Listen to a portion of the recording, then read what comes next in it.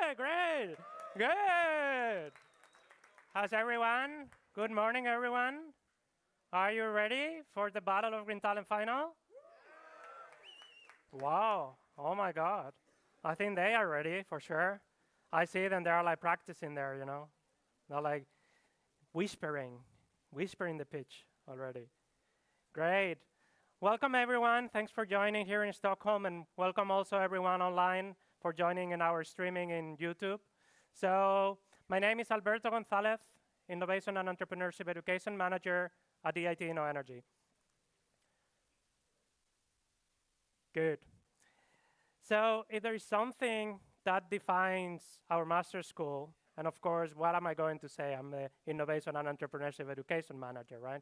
But if there is anything that really defines our master's school, in addition to all the wonderful universities and the technical knowledge, is our innovation and entrepreneurship education, right? Our business education that you go through when you're in a SADE business school and also in Unternehmertum. And we like to say that learning happens beyond the classroom. And what do we mean? Well, you heard this morning, and I hope many of you already knew, InnoEnergy is the leading climate tech impact investor in early stage, not only in Europe, but in the world. And we're an ecosystem. So we believe that learning happens within our ecosystem. And I think this is probably very clear for the year 2 students, probably already becoming clearer for the year 1 students. All the projects you do, all the challenges you do, all the cases, all the Connect event. We are trying to connect you with your peers so you learn from your peers, but also connect you with our shareholders, our portfolio companies, and our partners, so you can learn from them and also create value with them and for them. But in addition to that, we also have the Battle of Green Talent, right? We know many of you have the ambition to become entrepreneurs, and we provide you with a platform, with a competition that allows you to test your ideas while you're still studying. I guess many of you already know, also maybe some of the people online know, but Battle of Green Talent is our flagship entrepreneurship competition that mimics an entrepreneurship ecosystem populated by entrepreneurs, and we have 6 here. I'll introduce them very soon, but also talents from year 1 students, from partner universities, from universities all over the world joining the teams, but also investors. And I'm being told we also have 2 investors here today from business schools, because they are also a very important part in the competition and also in the real world, right? And in addition to that, we have advisors that have been helping you polish your business cases and also make them better and better. Why do we do this? Well, I mean, you hear it from Elena and Diego this morning. Traditional skills are not enough. They're a must. But to get out there, to make the energy transition happen, first we need everyone, and we need people with the skills that can actually make that change happen. We talk about adaptability. Elena talked about adaptability this morning, alertness, and guess who are very good at that? Entrepreneurs. So whatever you do, whether you decide to become an entrepreneur, work for a startup, or be an intrapreneur, an overall innovator, these entrepreneurial skills will really help you change the status quo. I guess for the people sitting here who know this very well, you started with your projects back in October. And I mean, probably you started with them way before, during your year 1 with your innovation and entrepreneurship activities. So I guess it has been quite all right, right? A lot of coming back and forth, a lot of iterations, a lot of really good iterations in the platform as well. So this wouldn't have been possible without our partner universities. Thank you also everyone who's representing the universities here today. The usual suspects here, right? Some of your host universities in there. Of course, they have also been helping us a lot to get talents from other programs who can also join your teams. But this wouldn't have been possible without the investors who play a very important role in the competition, who are the ones actually evaluating your projects, right? And deciding whether they invest their virtual coins into your projects. So long time partners and also shareholder of InnoEnergy, Asada Business School, long-time partner Unternehmertum, but also Grenoble School of Management and Neiro, the business school. They have been with us, I think, from the first edition of Battle of Green Talent. And this year, we also got on board INSEAD and Oxford side. And more to come next year. Again, maybe some of you recognize some of these names. Some of you actually represent some of these ventures that we had in the competition this year. A very good year once again. We had 20 ventures in the competition. 6 made it to the final. And we had more than 270 users in the platform. That means entrepreneurs, talents, advisors, investors. We moved to a new platform this year, and it has been a really big success. And these are the 6 ventures that made it to the final. So in a minute, they will be pitching here on stage. They'll have 3 minutes. We have the jury who will be asking questions. I'll introduce them in a minute. But first one is a big move. They are in the business of organic waste to produce green energy in India. Green Vive, cooling solutions for the warming world. I think that's how you put it.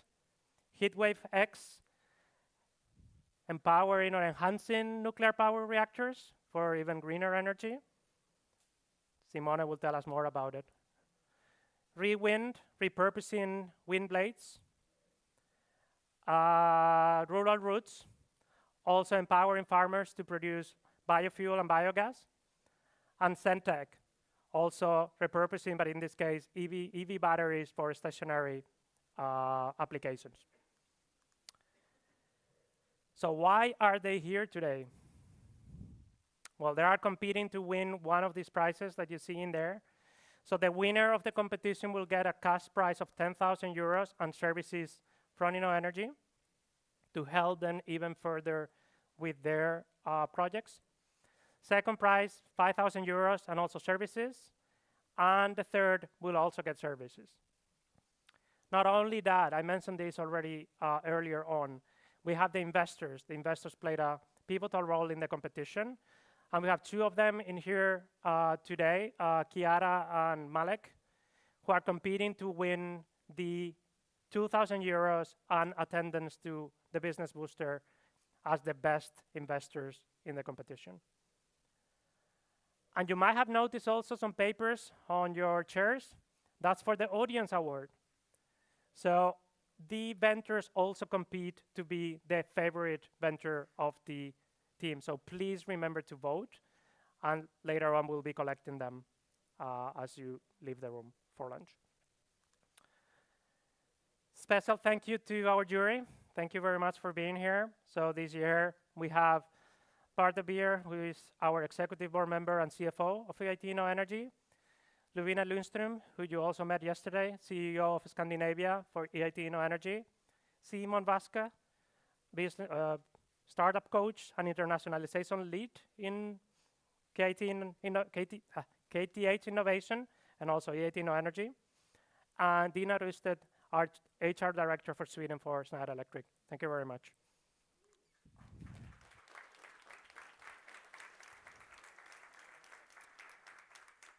So it's time to come on stage. I'll give you the clicker. You know you have 3 minutes to pitch, and then there will be 1 question from the jury. Here you go, the hand mic. Is this okay? Yes. Yep. Ready when you are. Yes. So, hi everyone. We are big move. We provide microbiodigesters to Indian rural farmers to fulfill their cooking fuel needs. Let's look at the genesis, the problem. The prices of LPG, a common cooking fuel used across India, increased significantly in last 1 year. And those who could not keep up with this increase moved back to using hazardous firewood. The smoke from this firewood takes 3.2 million deaths annually. On one hand, there is this problem. On the other hand, there is an opportunity. India generates 3 million tons of cattle waste every day, a huge potential source of biogas which remains underutilized. Let's look at how we are utilizing it right now.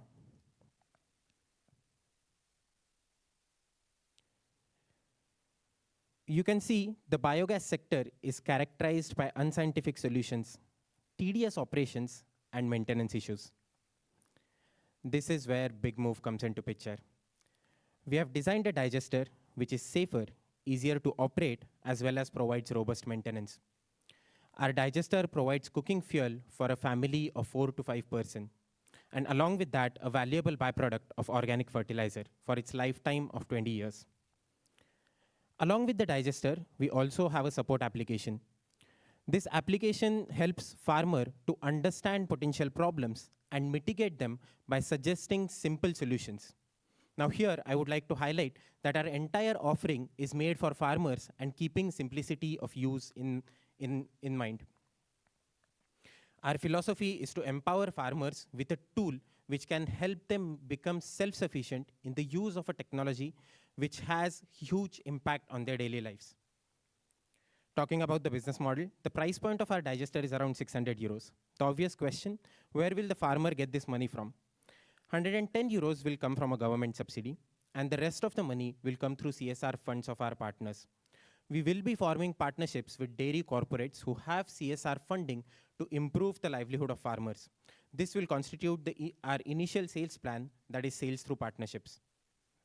Talking about the market, the Indian biogas industry is valued at $1.2 billion and is increasing significantly because of favorable funding and policies. We are well positioned to take advantage of this opportunity. We will be cash flow positive in the third year of operation, where we will be selling 1,500 digesters. In order to do that, till now, we have formed partnerships with universities as well as digester providers in India. By 2025, we want to finish our product development. By 2026, we want to start commercial operations. And by 2028, we want to go global. Here is our amazing team backed up by industry advisor experts. So let's join hands together and take a big move towards empowering farmers. Thank you.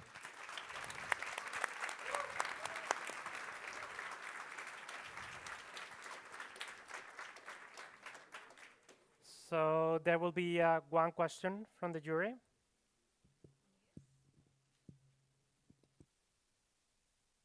Is on? Yeah. Thank you. I love the logo. Thank you It's so really much. nice, right?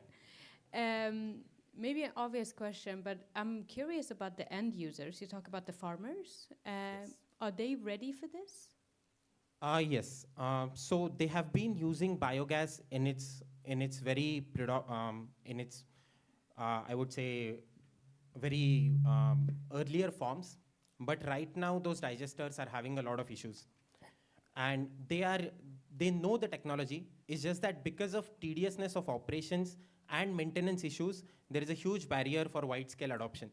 So we are tackling exactly that. So the farmers who have cattle waste and who already know the technology, but the barrier is due to operations and maintenance.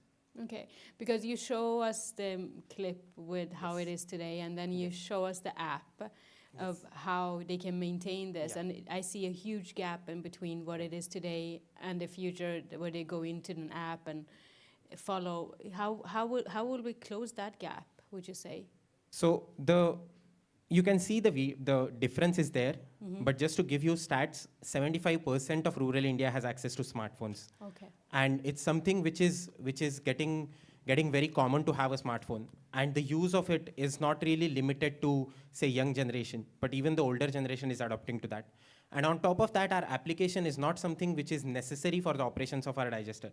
Our digester in itself is far better than the existing ones. But the application helps the farmers to understand problems and mitigate them as well, adding in a layer of layer of offering as such, but it's not necessary for the operations of the digester. Okay, good. Thank you. Thank you very much. Big move.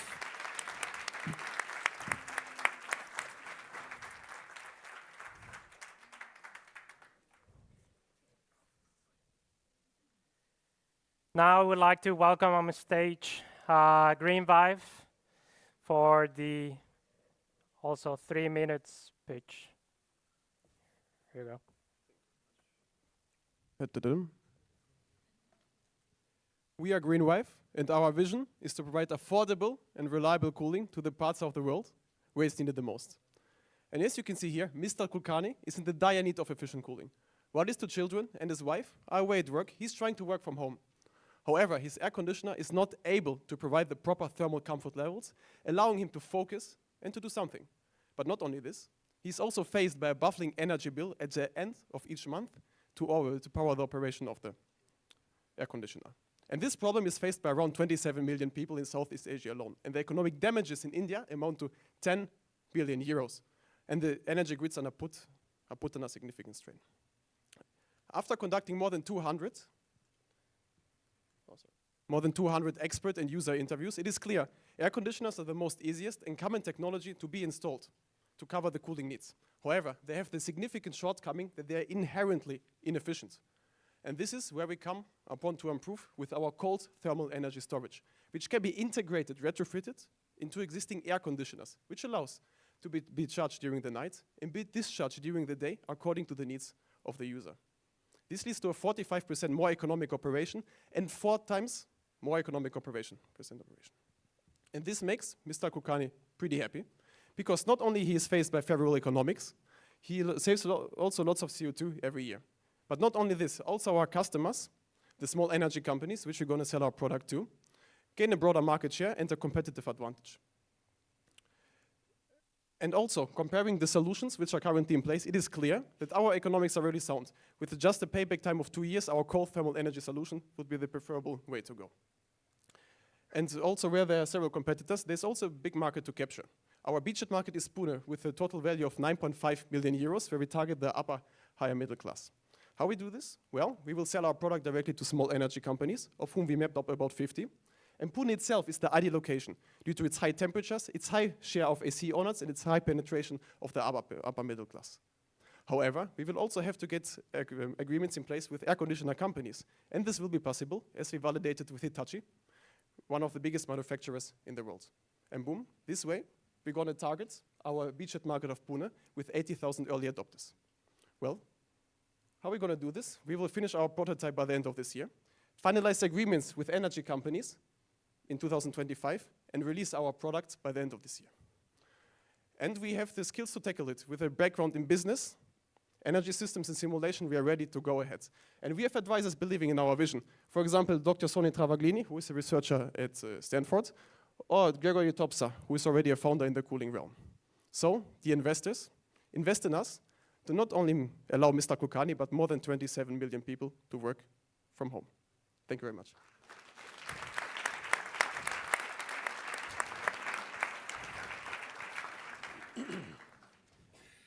Okay, thank you for a well-executed pitch. Great energy and a lot of good insights here. I was thinking PCMs, it's a new area, right? It's a category of materials. How conceptual, how much have you validated technology? What's the TRL level in this? Okay. The PCMs, they're really common technology. They're already used, they're in the market since 60 years. They are commonplace in a lot of applications. And the product, for example, we will use, it's RT5. It is commercially available. It's a commercially available and manufactured material by a German company, which is also pretty accessible from the pricing range of 50 cents per kilogram. And it can be integrated into our thermal solution. And the research has been done on the thermal characteristics, on the cost and its economic performance. And we are really confident with a high TRL level of the material itself, which is around TRL 9, to use it in our technology. Very good. Thank you very much. Give a hand to Alex.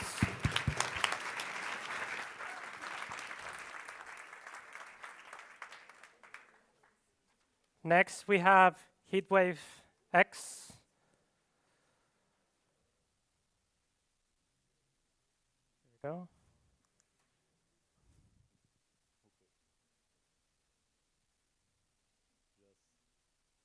just to check. Okay.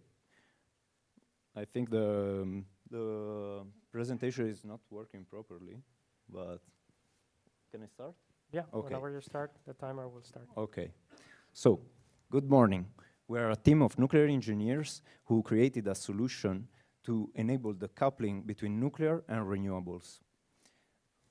Nowadays, nuclear and renewables are often pictured as enemies, and this is mainly because nuclear power plants are not capable of adapting their power to the daily oscillation of the energy demand. A power decrease causes huge financial losses.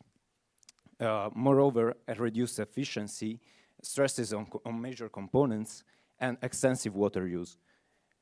In a world where the renewable share in the energy mix is becoming larger and larger, flexibility is a must for nuclear to be able to cope with them. How can we reach this flexibility, we asked ourselves. And so Heatwave X was born. It is a thermal energy storage tailored for nuclear power plants, which acts as a buffer between them and the grid. And it can be implemented both in the legacy and the new generation reactors. Our system is enabling the cooperation between nuclear and renewables while generating additional revenues. One tank can store up to 1 gigawatt hour, and the system is modular. We can install more tanks to enable even more flexibility. But let's just focus on one tank. So its selling price is 35 million euros, and here you can see a snapshot of its market size. Nuclear energy share is rapidly increasing, with 160 power plants being built in the next future. Now, let's think Heatwave X has a 30 years lifespan, and it can generate up to 50K, but let's be realistic and just consider half of this amount. By doing so, we can pay it back in less than 4 years, and we can generate an extra of 230 millions. Heatwave X is putting together the strengths of various energy storage systems. And our startup already raised 3K through international competitions. We are exploring patenting, and we are collaborating with UTT to fine-tune our system. But today we are asking 2 million investment with a perspective of 15 million revenue in 3 years from now. You may not believe my words, but perhaps you will trust the feedback from the nuclear expert who validated our solution. With Heatwave X, nuclear and renewables can become great friends very soon. What are we waiting for?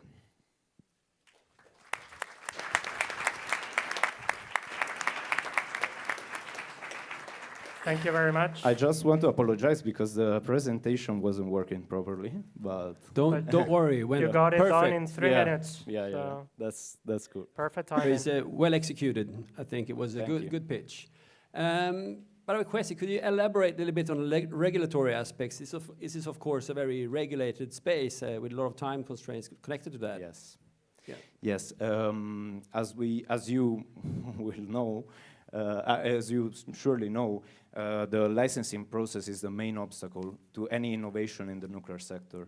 That's why, as you can see, we had a lot of feedbacks, also with 3 regulators working in Spain, and one of them is Mendeles Asensio Enrique, and he said our system is impacting in a minimal way on safety.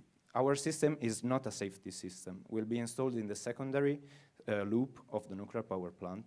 And by doing this, we are avoiding a lot of paperwork and a lot of issue with the regulation.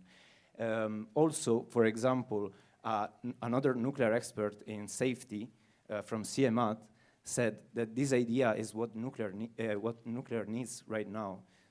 So we are proud of this feedback, and we trust them more than anyone else. They can judge how can we implement our system in the existing nuclear power plant.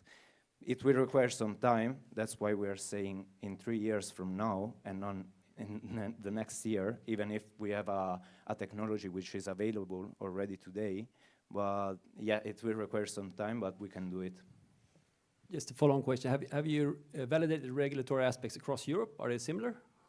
For now, our startup is was created in Barcelona.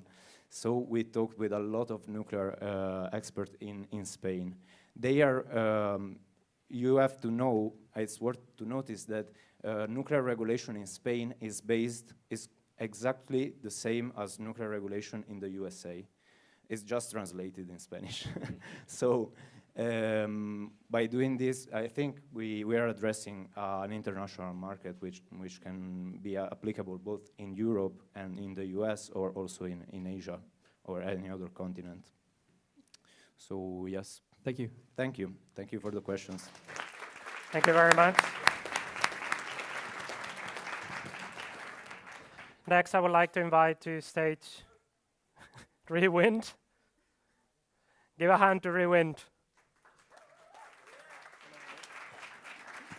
Thank you so much.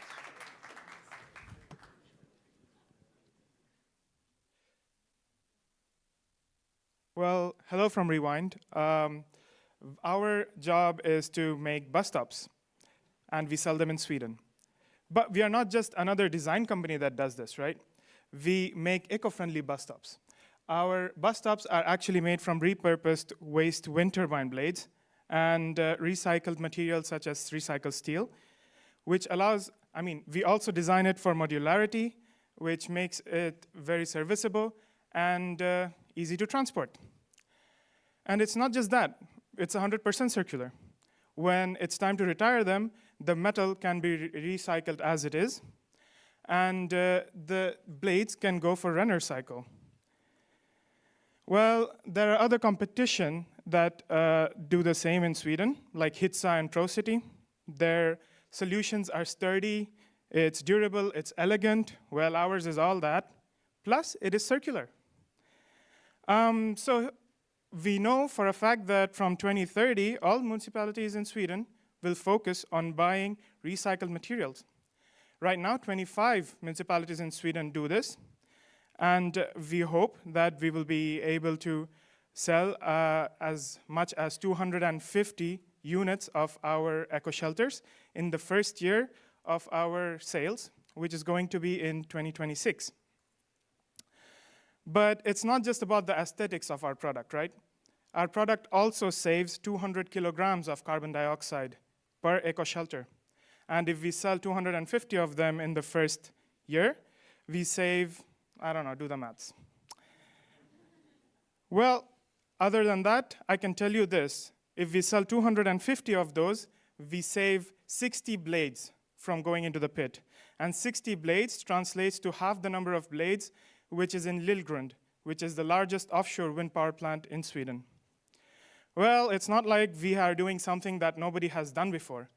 We have seen physical projects that have been done using repurposed wind turbine blades. However, they are not scalable. But we have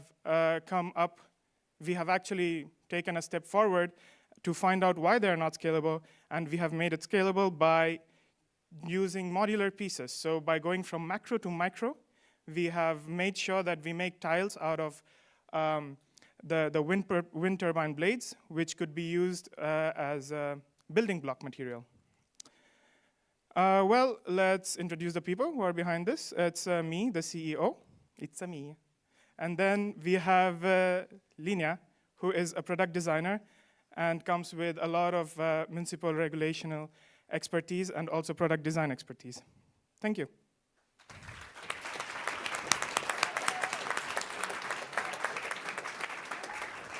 Hi, good to see you again. Hello. I really like the design a lot. And what I also think there's been a lot of discussion in the social media in Sweden about the end of life of the wind blades, which you're breaking now. So now you're following Diego's recommendation. This is not a wall, it's a door. So you open the door for that. I really like that. But I would like to ask you as well from Diego's recommendation, dream big. So now we're looking at bus shelters. What is your dream of using wind blades in the future? Yes, so Rewind Eco Shelters, as you see, Eco Shelters is written in small letters. So we plan to have Rewind Eco kiosks and other things as such. So have you seen like, when you walk through the streets, you see like small shelters where they are drinking coffee and tea? We plan to make the same sort of shelters or the same sort of kiosks in future with them, and also design other products such as chairs and outdoor furniture, which Linnea is expert in. Perfect, thank you. All right, so. Thank you very much.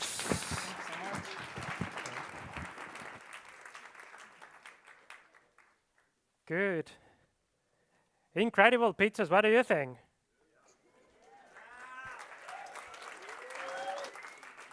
Great. No pressure now. Yeah. Rural roots. There you go. Thank you. Good morning, everyone. We are Team Rural Roots.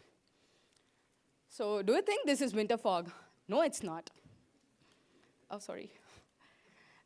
This is New Delhi, the capital city of India, and all of our team members live in and around the state, and we face the issue of air pollution and a terrible AQI of 400 every year.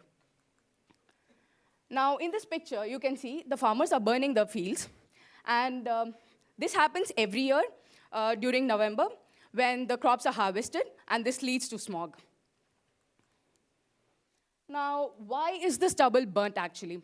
The farmers want to get rid of the waste before the next crop cycle, and they have no other means other than burning this, as anything else would be an additional cost for them to bear.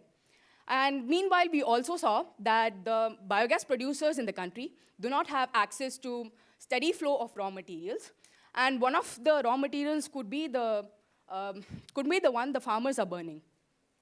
And as a consequence, we see that there is wastage of useful raw material, and this also affects people's health negatively. So we at Rural Roots aim to collect the waste from the fields and store it in our local warehouse and sell it to the biogas producers. So during the off-season, when the raw materials won't be available, we will be ensuring a steady supply of raw materials by supplying other organic waste, probably like poultry waste, municipal waste, or any food waste that comes from households or restaurants. And we will operate in 20 to 30 kilometer of a radius from the biogas producers, so that this ensures reduced costs. So where is the, so when I look into the cost structure, most of it would be to buy the cost, to buy the farm equipments, labor cost, then the cost of stubble that we buy from the farmers. Then we also have warehouse rent and the cost that is involved in the transportation. And where do we get our money from? So it would be primarily from the sales of stubble to the biogas producers, and also an additional revenue can be by selling green credits to the corporates. Now, when I break down the roadmap, during the first year, most of it would be to get the funding for the company and to also start the initial operation. Then during the second year, most of it would be to improvise the process and then see the market study for the biogas utilities. And during the third year, optimistically speaking, we would be expanding to other regions in the country. So this is our team. Okay, yeah, this is our team.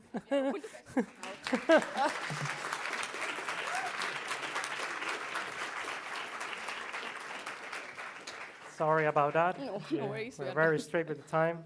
Thank you so much for the presentation. I really liked it. What I liked the most about your presentation is that it's a big problem, and it's solving the problem equally for society. Yeah. So it's definitely something that is important. It affects so many people. I've already in the pre-documentation that we are burning it because it goes fast. We want a new harvest as fast as possible. How do you think about the time taking for this solution compared to the burning? Farmers generally burn this because they don't want an additional cost. So it is easier for them to just burn. And this has been a problem like since 4 to 5 years in the country, as it is increasing the pollution rates inside the capital region. And this is actually killing so many people in the region. And this is a very alarming issue, and that's why we are here to solve this problem. Thank you. Thank you so much. Thank you very much.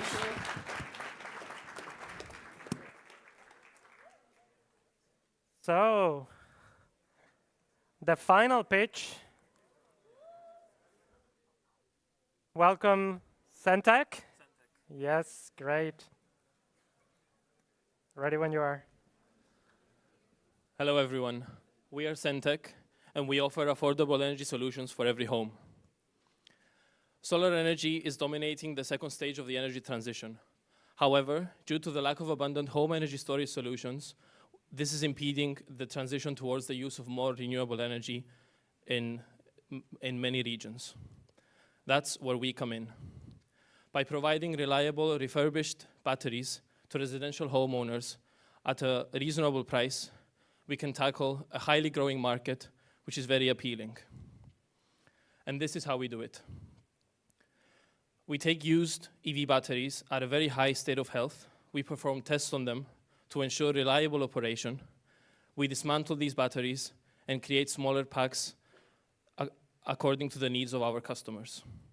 These depend on the electricity demand of the customers as well as the capacity of PV solar at their home. Then, these battery packs are paired with a battery management system and installed in the household. Simple, right? The already existing projections for installed capacity for home batteries is quite large. We aim to increase this, but let's be realistic for a minute.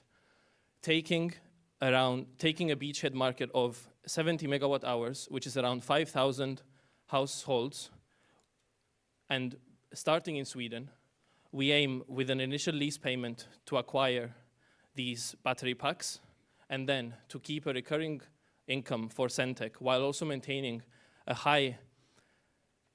We provide a maintenance as a service at a monthly fee to ensure high customer satisfaction. Compared to our competition, we aim at providing an affordable solution with minimum social and environmental impact, while also providing high flexibility with our different size battery pack solutions. Without any external investment, we can already achieve a quite early break-even point, while also being profitable within the first 3 years after we perform our first prototype.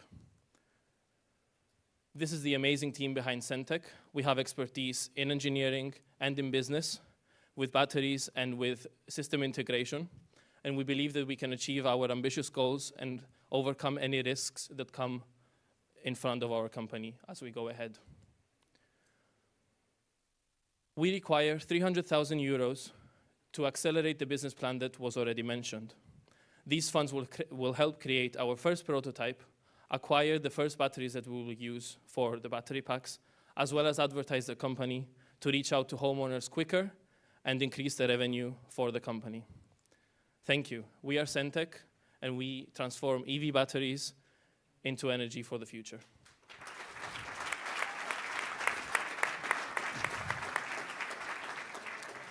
Thank you for a very interesting presentation and a lot of kind of energy in there. Love the form factor of the battery. You're going to be using second life batteries. Yes. There's going to be quite a bit of competition out there for using those batteries. How do you see that? How do you expect to have sufficient batteries to equip your? Yeah, of course. We have actually thought about that, and we do know that some companies have an internal value chain that do deal with these used batteries themselves. So what we are trying to do, or we could also do in parallel to what I've presented, is that we can become the internal value chain of those companies.